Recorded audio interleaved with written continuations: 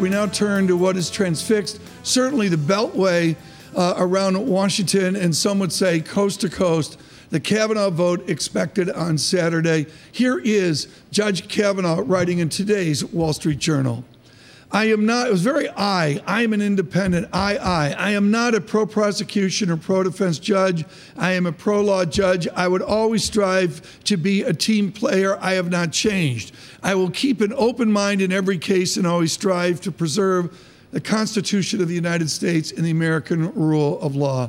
We talk with our chief synthesizer of this moment, Kevin Cirilli, in Washington as well. Kevin, who advised the judge to write this op-ed? Are there people saying, did he really want to do this? What do you think?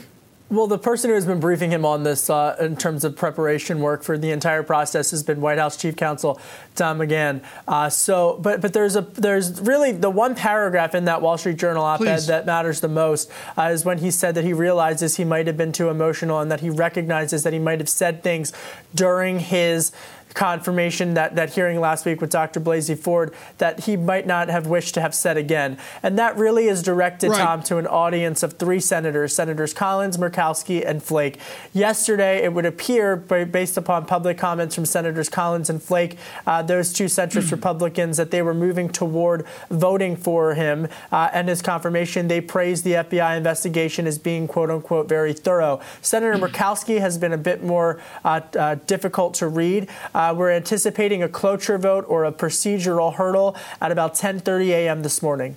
Within this cabinet, I know you've got the Zeitgeist and Axios just published moments ago with a pretty fragile vote for Judge Kavanaugh. Is not so much the drama, but what happens after. After Saturday, if he becomes a judge, what's the next step? Well, if he gets confirmed on Saturday, then he would come into the Supreme Court. And look, there's a big case in the next couple of weeks pertaining to women's health issues. I think that the grassroots protesters that you've seen here on Capitol Hill, there were several hundred yesterday. I think that's going to continue.